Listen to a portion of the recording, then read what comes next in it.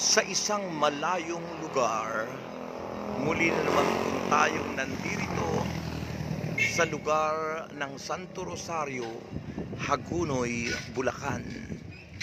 Ito ay nasa tabing ilog na nasasakupan ng dagat, ang Santo Rosario, sa lugar ng Hagunoy, Bulacan. Tayo ngayon ay naka-assign dito sa church na ito.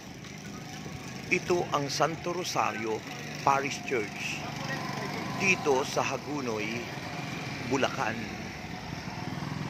Isang napakagandang simbahan ang Santo Rosario Parish Church. At ang gawain ng Panginoon sa lugar na ito ay tuwing araw ng Lunes sa ganap na alas 5 ng hapon hanggang alas 7 ng gabi.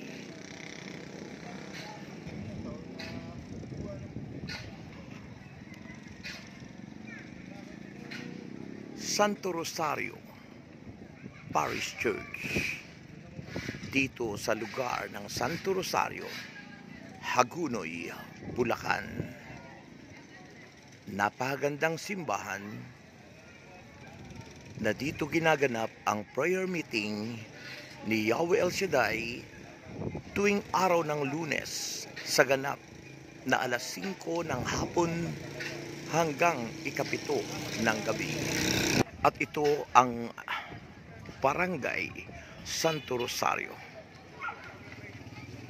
lugar na kung saan ay binabaha dahil sa tabi ng ilog, at ang ilog na ito ay karugtong ng karagatan dito sa Hagunoy, Bulacan. So ito ang Hagunoy dito po sa Santo Rosario, ang isang barangay ng Hagunoy, Bulacan. Santo Rosario, Hagunoy, Bulacan. At dito nakatayo ang simbahan ng Santo Rosario Parish Church. Santo Rosario, Hagunoy, Bulacan.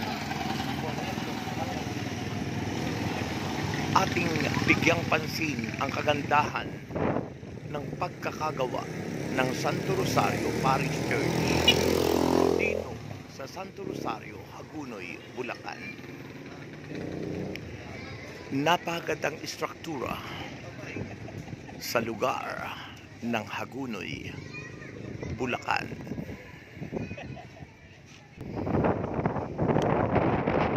The site of Santo Rosario Parish Church sa Hagunoy, Bulacan. Isang istruktura sa lugar ng pagsamba, napapaligiran ng mga santo, ang Santo Rosario Parish Church, Hagunoy, Bulacan. Iba't ibang santo ang nakapalubot dito, tulad ng santong ito, ang San Francisco de Assis. Ito San Francisco de Assis, at sa pagitan nito ay ang 10 utos ng Diyos. Iba't ibang santo ang nakapalubot, tulad ng San Pascual Bailon. Iyan si San Pascual Bailon. At dito ang iba't ibang santo na nakapaloob sa paligid ng simbahan ng Santo Rosario, ang simbahang itinatag sa lugar ng Santo Rosario, Hagunoy, Bulacan. Tulad niyang mga santong yan ang nakapalibot, Santa Elena, at iyan ang San Vicente Ferrer, at syempre sa nakaharap sa simbahan si Jesus Christ, at ang iba't ibang santo na nakapaloob dito sa lugar na ito, ang Santo Rosario Parish Church dito sa Santo Rosario, Hagunoy, Bulacan. Ito ang loob ng Santo Rosario Parish Church. Dito ang pagsambay nagaganap at ang kanilang altar, ang altar ng Santo Rosario Parish Church. Ginaganap ang prayer meeting ng El Shaddai tuwing araw ng Lunes sa ganap na alas 5 ng hapon hanggang alas 7 ng gabi. Santo Rosario Parish Church, Hagunoy, Bulacan.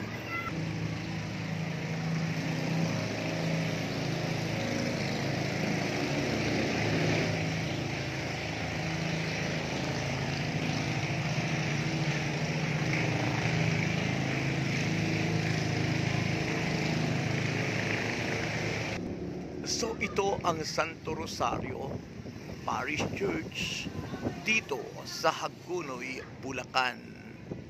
Napakagandang istruktura ng simbahan ng Santo Rosario.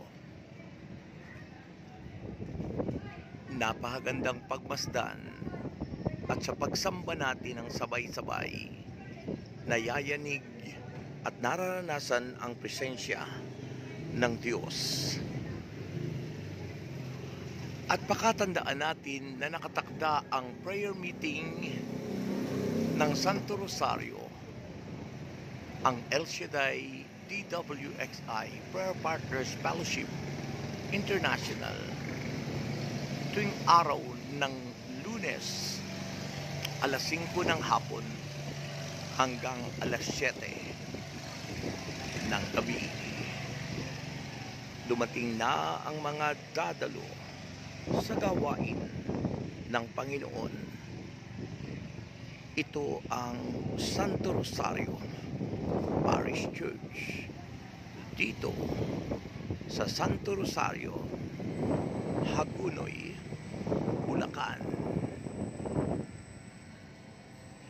The side of the church, ang napakagandang simbahan.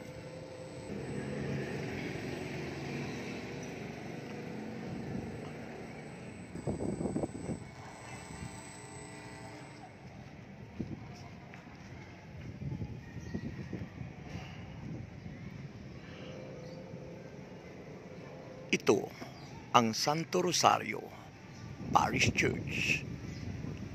Ginaganap natin ang prayer meeting ng El Shaddai tuwing araw ng Lunes sa ganap na alas 5 ng hapon hanggang alas 7 ng gabi.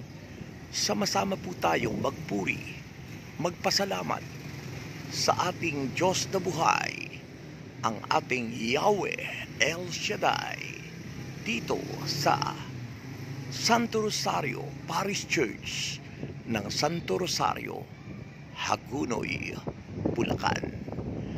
Mula po rito sa Santo Rosario, ito po si Brother X America, nag-aanyaya na laging sumubaybay sa mga vlogs dito sa Takeover Holy Spirit TV, the channel of blessing. At kung hindi pa kayo subscriber ng channel na ito, please like, share, and please subscribe. Click subscribe and hit also the icon bell at the right so that you are always updated in our videos here in Takeover Holy Spirit TV, the channel of blessing. May God bless you now and forever. Amen and amen.